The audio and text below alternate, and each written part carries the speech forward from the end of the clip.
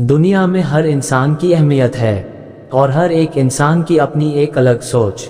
इस दुनिया में हर इंसान दुनिया की सोच बदलने की ताकत रखता है। आज की हमारी युवा पीढ़ी और परिवार के बीच कई मुद्दों पर अलग अलग सोच है। हमारी आज की कहानी इसी सोच के एक पहलू को बयां करती है। आइए पढ़ते हैं। रीमा परिवार की लाडली बिटिया, या फिर यूं कहें कि परिवार की आन बान और जान। जब घर में होती तो ऐसा लगता मानो घर में आसमान टूट पड़ा हो। घर में इधर उधर धमा चौकड़ी करना और खूब सारी बातें करना उसके पसंदीदा कामों में से एक था। रीमा के दादाजी रीमा को बहुत प्यार करते थे, लेकिन आजकल उन्हें रीमा की एक चिंता और खाए जा रही थी, और वो थी रीमा की शादी की चिंता। बस दादाजी अब हर परिवार में रीमा का ससुराल ढूंढते, लेकिन रीमा को शादी नाम से ही इतनी चिढ़ थी कि शादी का नाम सुनते ही वह गुस्सा होकर मुंह फुलाकर दूसरे कमरे में बैठ जाती। खैर, थोड़ी देर में उसका गुस्सा खुद ब खुद उतर जाता और वो वापस अपनी धमा चौकड़ी में व्यस्त हो जाती। काफी खोजबीन के बाद भी रीमा के दादाजी को कोई ऐसा परिवार नजर नहीं आया जहां वे अपनी लाडली बिटिया की शादी कर सके।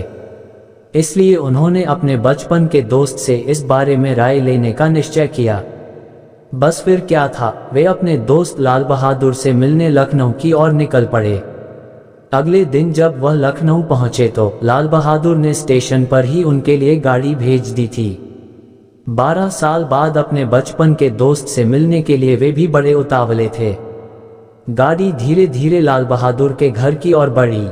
बड़ा सा बंगलों के आगे बगीचा, गाड़ियां और नौकर चाकर देख दादाजी का मन खुशी से भर गया। इन 12 सालों में लाल बहादुर ने कितनी तरक्की कर ली है, नहीं तो 12 साल पहले लाल बहादुर के पास था ही क्या। बस यही सब सोचते सोचते रीमा के दादाजी अपने दोस्त के बंगलो पहुंच ही गए। गाड़ी की हॉर्न की आवाज के साथ ही लाल बहादुर घर के बाहर अपने दोस्त के स्वागत के लिए आ गए थे। अपने दोस्त को गले लगाकर वे दादाजी को अंदर ले गए। घर अंदर से भी काफी शानदार था। अपने दोस्त की संपन्नता को देख रीमा के दादाजी भी फूले नहीं समाये। चाय नाश्ता के बाद लाल बहादुर ने उनके खास दोस्त से आने का कोई खास कारण पूछा। दादाजी ने पोती की शादी के लिए एक अच्छा सा परिवार ढूंढने का काम सौंपते हुए बिटिया का फोटो लाल बहादुर के हाथ में सौंप दिया। लाल बहादुर भी अपने बेटे विक्रम के लिए एक सुयोग्य कन्या की तलाश में थे। तीखे नैन नक्श, चेहरे पर तेज और एक बार में ही किसी को पसंद आने वाली रीमा बिटिया को फोटो में देखकर ही उन्होंने रीमा को अपने घर की बहू बनाने का फैसला कर लिया। लाल बहादुर इतना सोच ही रहे थे कि इतने में उनका बेटा विक्रम आ गया। विक्रम ने दादाजी के पैर छुए और हाल चाल पूछने के बाद ऑफिस की ओर निकल गया। विक्रम के जाने के बाद लाल बहादुर ने अपने दोस्त से विक्रम और रीमा के संबंध के लिए पेशकश की। रीमा के दादाजी को लगा जैसे लाल बहादुर ने उनके मुंह की बात छीन ली हो। खैर, प्रसन्नता से विदा लेकर अपने घर आने का कहकर दादाजी अपने घर की ओर निकल गए।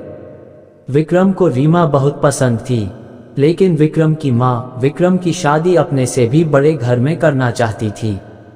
लेकिन विक्रम के मनाने पर वह मान गई और सही समय पर विक्रम और रीमा की शादी हो गई।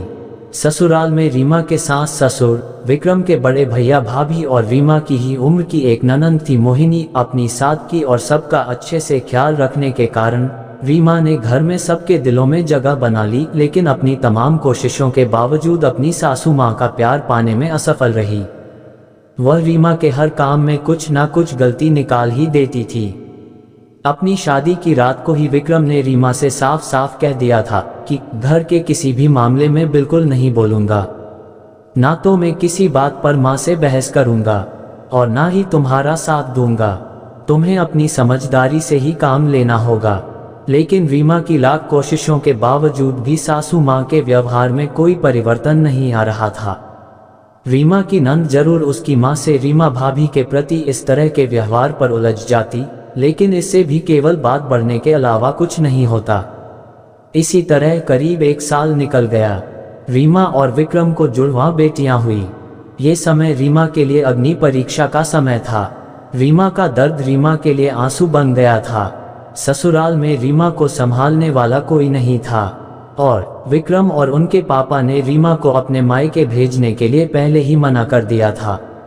एक दिन मोहिनी कॉलेज से आई तो उसने सभी को कॉलेज के सालाना कार्यक्रम में आने के लिए कहा और यह भी कहा कि कॉलेज में उसकी भी 2 प्रस्तुतियां हैं, इसलिए आप सभी का चलना बहुत ज़रूरी है।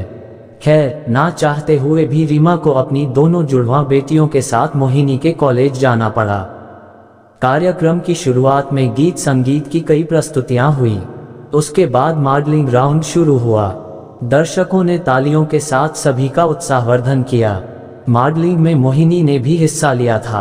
आखिरी राउंड में मोहिनी के साथ 4 और लड़कियों को सेलेक्ट किया गया, जहां सभी से जज द्वारा एक एक सवाल पूछकर विजेता घोषित करना था।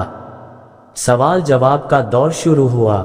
इसी घड़ी में जज साहिबा ने मोहिनी से सवाल पूछा, अगर घर में तुम्हारी माँ और भाभी में से किसी एक का साथ देना हो तो तुम किसका साथ दोगी? पूरे सदन में खामोशी छाई थी। सभी मोहिनी के जवाब की प्रतीक्षा कर रहे थे। तभी मोहिनी ने थोड़ा आगे बढ़कर कहा, अगर भाभी सही हो तो अपनी भाभी का। जज साहिबा ने आगे पूछा, क्यों? मोहिनी ने जवाब दिया, क्योंकि मुझे भी कल किसी की भाभी बनना है। जवाब सुनते ही पूरे सदन में तालियां गूंज उठी। सभी मोहिनी की सोच और उसके सटीक जवाब की प्रशंसा कर रहे थे। मोहिनी को विजेता घोषित किया गया। पुरस्कार लेने से पहले मोहिनी ने सभी से कुछ कहने के लिए माइक थामते हुए कहा, हर बेटी अपनी माँ से बहुत प्यार करती है और माँ भी अपनी बेटी के दिल के सबसे करीब होती है। इसी तरह हमारे घर की बहुएं भी तो किसी की बेटियां हैं। आज हम किसी की बेटियां हैं, कल से किसी की भाभियां और बहुएं बनेंगी। अगर कल से हमें कुछ डैक हुआ तो हमारी माँ को भी डैक होगा, और इसी तरह हमारे घर की बहू को डैक हुआ तो उनकी माँ को भी डैक पहुँचेगा। और इस दुनिया में किसी भी इंसान को किसी की भी माँ को डैक पहुँचाने का कोई हक नहीं है। इसीलिए हर सांस अपनी बहू को अपनी बेटी समझे तो आगे चलकर उनकी बेटी भी खुश रहेगी। मोहिनी के इतना कहते ही पूरा सदन एक बार फिर तालियों की गड़गड़ाहट से गूंज उठा। दोस्तों, आपको यह इमोशनल स्टोरी कैसी लगी हमें जरूर बताएं, जिससे आपकी प्रतिक्रियाएं हमें पता लगे। सबसे बड़ी बात यह एक अच्छी कहानी है तो सभी के साथ शेयर जरूर करें। हम आपके लिए ऐसी कहानियां और भी लाते रहेंगे। आप हमारे चैनल को सब्सक्राइब करें। कहानी सुनने के लिए आपका दिल से शुक्रिया।